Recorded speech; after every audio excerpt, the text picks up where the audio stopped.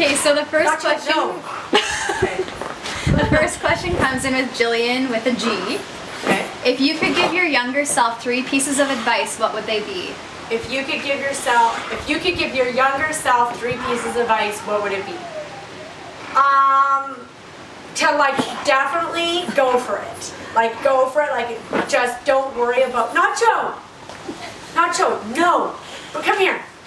Don't worry about failing because you're gonna fail. Like you're gonna fail, and those like you're not gonna remember those failures. You're only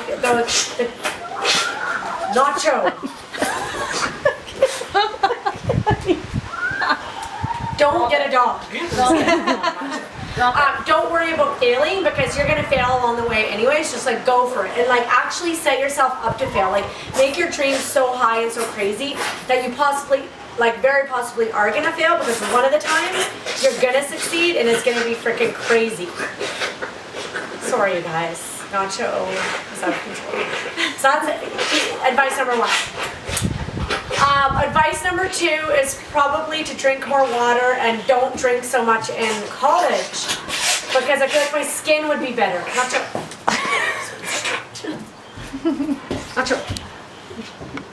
Come here.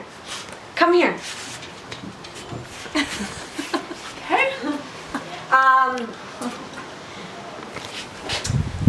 And so another thing I would say is start saving for retirement early.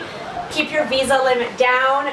Like I wish that, like I just think about all the stupid spending I did when I was younger, and yes, a lot of it was for fun. I would say spend your money on experiences and those like although every once in a while it's fun to have a big shopping trip with girlfriends and stuff, but don't shop because you're by yourself and you just you're bored, or just don't overshop. Like to me, I just wish I would have started saving earlier and I would have spent less because I feel like I wasted a lot of money. So there's my 3 things. Okay, perfect. And second question comes from Janine. What is your best memory of being the Bachelorette? What is my best memory of being the Bachelorette? I just automatically, I can't think of one, but automatically my mind went to the date where all of the guys and we were in Alberta and we went like snowmobiling, and then we had like, there was like an ice bar or something, and I just really remember liking my outfit. I think I had like an Aritzia plaid shirt and I remember feeling cute, and it was like so crisp and beautiful. It was like my ideal date night, especially with like 30 guys. But it was just like, it was Alberta and it was Canada and it was snowy, and it was just like, I remember thinking like, how did I get here? So it wasn't being in a helicopter, it wasn't like in Spain or anything. I think it was just like in Canada doing what I love, being in the snow and drinking booze. Question number 3 comes from Marie. When is the wedding? Will it be a destination wedding in Maui perhaps, or local? Okay, so actually, Marie, you have a point. Okay, I really want to get married here. I imagine getting married down there, but I want to come out the front doors, and I want people to be sitting on the swing here and watching us come out, and I want people to be drinking like, almost like they're in Georgia, like iced tea with vodka and like kids running around. So that's what I want, but I love the Fairmont in Maui, and every time we go there, I talk to Justin, and I'm like, maybe we should get married here. I feel like it would be a lot less stressful, but probably it's going to be here, and not next summer, but the summer after, maybe, because as you can see from the shitstorm that is happening, we're not quite ready to full wedding gear, ladies and gentlemen.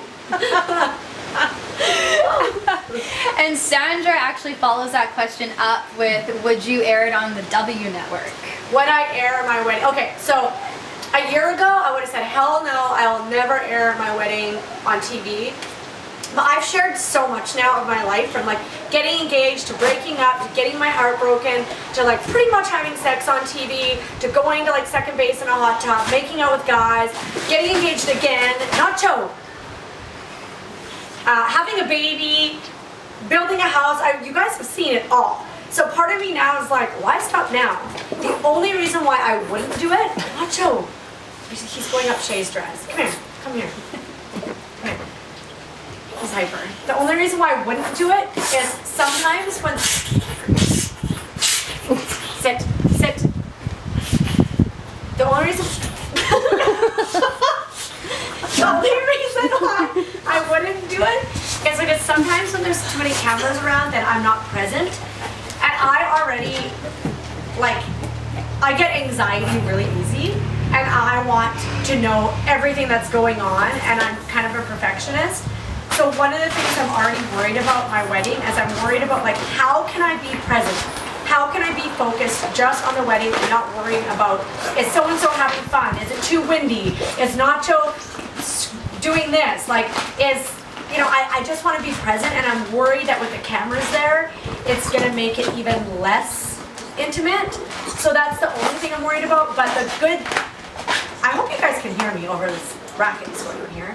The only good thing about my situation is the people who would be filming it. Nacho! Nacho, come here.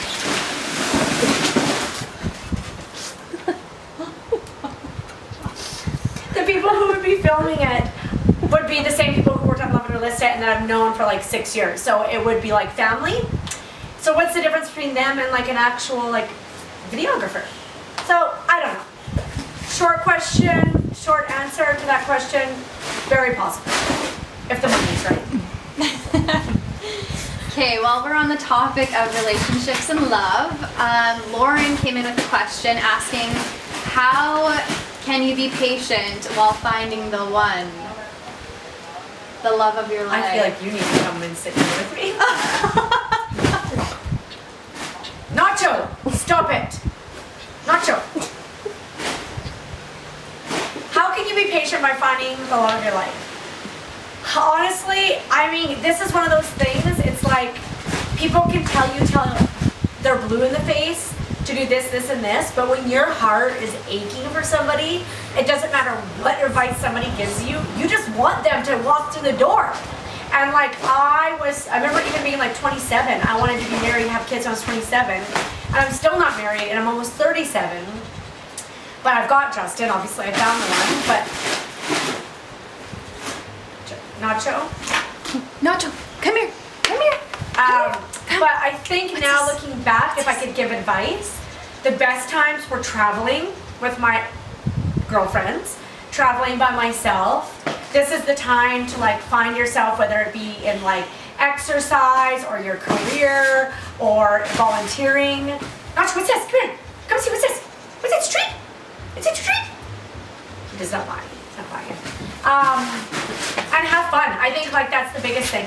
I'm not to say that you don't have fun when you do find the one, but you do tend to like settle in your little roots. And as much as I love Justin and I would never change any of this for a million years, sometimes I miss those wild days of traveling like through Europe and single and doing whatever I want. So I think the only thing I can say to be patient is just know that even though these don't feel like good times right now, one day you're gonna look back and these will be really good times. So just have fun. Yeah. I like it. You like it? I like it. Okay, so Dana asks, is Leo named after anyone? So Leo's name, I originally wanted to name Leo Harrison after my last name because when I get married I'll be a Pseudo and our name will be kind of dead after this generation. There's lots of girls and I don't think there will be any other Harrises that are going to carry the name on. And so I wanted to name Leo Harrison if it was a boy. And Justin wanted to name him Wyatt. And no offense for anybody whose name is Wyatt, I didn't love Wyatt and he didn't love Harrison. So we couldn't come to an agreement. And are you guys leaving? Yeah. I love you. Love you too. I'll see you later. Bye. That's looking better already now that you got irrigation. I know, hey? Awesome. Cool. Okay, love you. So anyways, sorry about that. Tori, my cousin, wanted to name their son Leo, but Charles didn't like the name Leo and I did. So I asked Justin, do you like Leo? And he said yes, and then we agreed on Leo and that's that. So he's not named after anybody. That has really no meaning. Sometimes I feel bad about that. But his middle name is George Tiziano and that's after my dad and Justin's dad. So there you go. Perfect. And Kathy wants to know, how many children do you want to have and what careers do you hope they choose? Oh my god, I'm gonna start crying. Leo in a job? I don't want him to have a job. I mean, I do want him to have a job. I don't want him to be jobless. Literally crying. I Actually, when I was a little girl, I told my mom I wanted to have 22 children. Now I know my vagina could possibly never handle that. So, and I'm also old now, so I think that ship has sailed. I actually feel like I would like 3, but I bet you we'll stop at 2. So 2 to 3. And I want Leo to do something good for the world. Like, I want him to make other people happy or make the environment happy, but I want him to make a difference. And I don't know what that means, whether he's a teacher or a doctor, or I guess a lot of different jobs can make the world a better place, even if unless you're a parking ticket guy. I mean, parking ticket people, I don't want to get a bunch of mean comments on my blog, so. Hi. Where'd your mom and dad go? They left. Can you call Nacho, because he is literally destroying this entire interview. What's this, Nacho? What's he? What's this? He wants you to throw his ball. I want him to do something. I imagine, I don't know. Maybe an actor? I guess there's a lot of different jobs that can make the world a better place. I just want him to make people happy. Alrighty. Yeah. Speaking of careers, question from Erica. What is one milestone in your career that you will always be proud of, and what is the one thing you hope to achieve in the future? Well, I know being on TV has always been something like my family and my friends have always been really proud of, but I think some of my proudest moments is when I used to design for restaurants. I used to design for a restaurant group called Brown's Restaurant Group and Cactus Club, and to be perfectly honest, I can tell you now, I was so underqualified for the job, and I probably wasted a lot of their time and money just learning from the experience. But I remember being so proud when I would design a fall restaurant, and the wind blew it open, hon. When I would design a fall restaurant and opening day would be there, and I would be like, I've designed this, I've designed that, I've designed this. And I was so young, I was like 24 years old. So I would say that was one of my biggest milestones. And I don't even know how I got that job. I think it was one of those fake it till you make it. They kept on asking me if I was qualified, and I kept on saying that I was, but I really wasn't. And then I got the job, and I just kind of had to figure it out. So I guess I lied, but kind of for the right reasons, maybe? I don't know.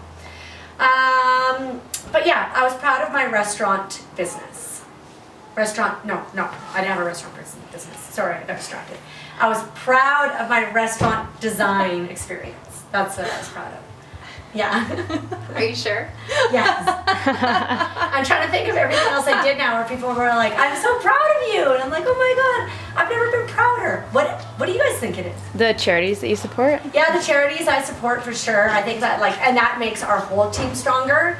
I think there's lots of Mamas for Mamas and all the different places we've traveled to redo dorm rooms. And what's so funny? She almost just fell.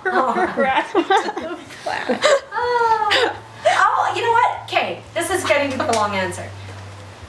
One of my proudest moments looking back now is when I got fired for being a restaurant designer because I wasn't qualified enough and I wasn't corporate enough. And I remember sobbing and sobbing, and I remember that my boss told me that I didn't belong with the Cactus Club corporate office, that I should be in television. And I remember thinking to myself, F you, Richard. How the hell am I supposed to get on television? Oh yeah, okay, I'm just gonna go and let me walk across the street and get a job in TV. How the heck does that even happen? And I remember being so heartbroken because I wanted that job so bad. And he saw something in me that I never saw, I guess, because I bumped into him 3 years later. And that was after Bachelorette, and I think I had just started Extreme Makeover Home Edition. And he was like, ha, I told you so. And it was then that I was like, I'm actually so proud that I got fired.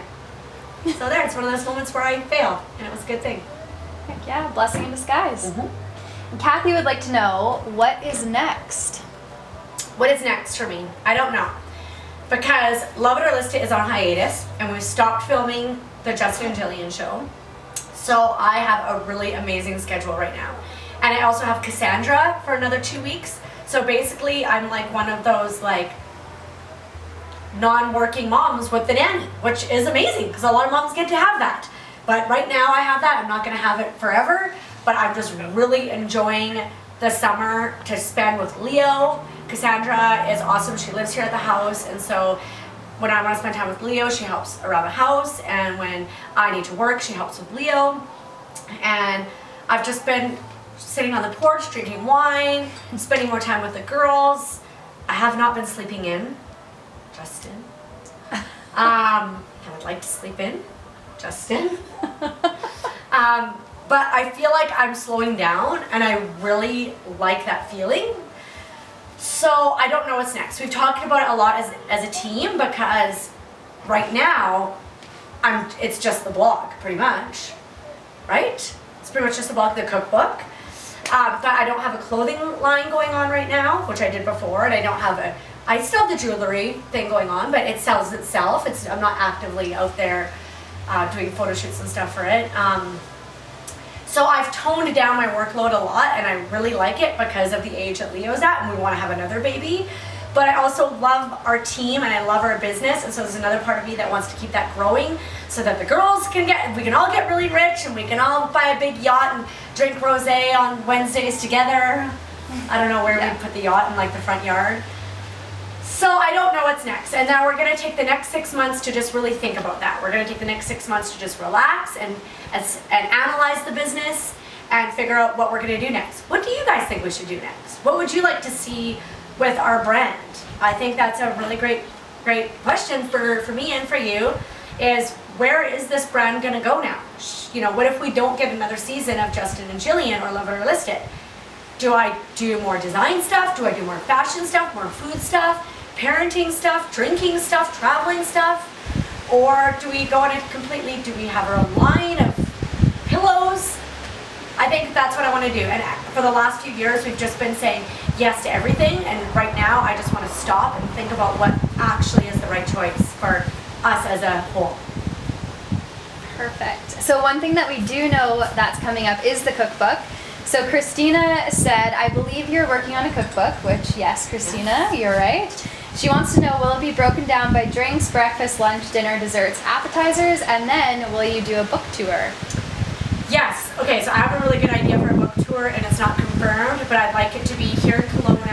I have lots of different ideas about that, so we'll definitely be doing a book tour, and it'll probably be next summer.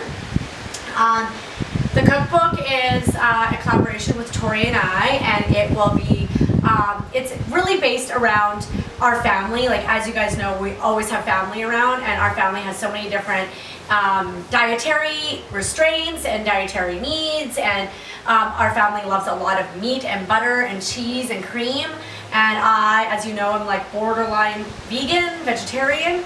So we are going to be taking a lot of our favorite family recipes and making them convertible, whether you want them to be gluten-free or vegan or vegetarian. So we're just making it really accessible for anybody in the family, whether you are young, old, celiac, vegan, vegetarian, or just like a plain old meat eater. So there is actually going to be some animal products in the cookbook, but not a ton. And we are actually, I think, categorizing it right now. We're still working on this in terms of different celebrations. So Father's Day meals, Mother's Day brunch, Christmas mornings, afternoons with Granny, birthdays, all that kind of stuff. So different celebrations where all of your family would be coming over. What are you going to make for those celebrations? Kind of like a family style cookbook. Amazing. Yeah, I'm so excited. Okay, and last but not least, Sherry has a fun question for you. She asks, what is the most memorable moment meeting a fan whom really impacted you from that moment onwards? It's a toughie. Oh my god, I have met so many amazing fans along the way. Some of them have become friends. Like, there's a girl here in Kelowna named Candace who was a fan, and she just started, commenting on a lot of my Instagrams and then private messaging me. And then it turned out she sold balloons, so I bought some balloons off of her, and now she pops over here with her kids for wine. And so I've actually become friends with a lot of fans. Oh my god, I have a moment. Okay, so listen to this, you guys. Oh, and there's the woman named Marion who lives in New York, but she was like, and for a while Marion and I fought. She wouldn't talk to me for like 6 months, but then we made up. Marion, if you watch this. But one of my most memorable moments is, there's this guy that follows me on Instagram, and his name is, why can't I remember it right now? Take out my phone. Anyways, let's say his name is Mark, okay? I can't believe I can't remember his name because I always remember his name. So he followed me forever, not on Instagram, on Twitter. And on Twitter they have those little, your little pictures, but they're like this small. What's that called? Your like little avatar? Mm-hmm. Like tiny, it's like a little egg, it's so tiny. God damn it, what's his name? Anyways, he would comment to me on Twitter all the time. And this is how I read like 95% of the comments. And anyways, one day I was in a meeting in downtown Vancouver, and this FedEx guy walks by, and he looks in the room, he delivers a package, looks in the room, looks right at me, stops for a second, keeps on going. You could tell he recognized me from somewhere but didn't know where, and I was like, ha, Mark! And he was like, how do you know my name? And I was like, Jillian. So I recognized him before he recognized me. And then we became Instagram friends, and he's got a kid, and we follow each other, and damn it, why can't I remember his name? It's come back to me. But I feel like that was the most memorable because that made me feel like I really, sometimes I wonder if I do give enough attention to my community, and I want to make sure that everybody knows that they are loved and that I do hear them out. And that was one of those moments that I was proud of myself. I'm like, oh my God, like I know my fans from that tiny picture of that little egg. I knew him. So that was a pretty cool moment. That's awesome. Yeah. That's it for now. That's it. Okay. Thank you guys so much. I hope that wasn't too boring. That was kind of actually a little crazy with Nacho, but maybe we'll do this again. Should we do a volume 2 down the road? Yes, there's tons of questions. Okay, cheers.